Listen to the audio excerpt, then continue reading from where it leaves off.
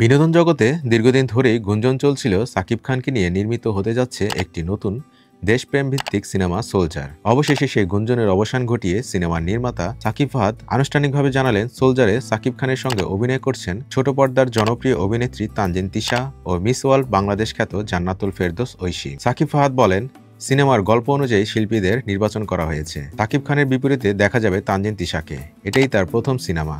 আমরা সবাই খুবই এক্সাইটেড। দর্শকরা তিশাকে বড় পর্দায় দেখতে চেয়েছেন অনেকদিন ধরে।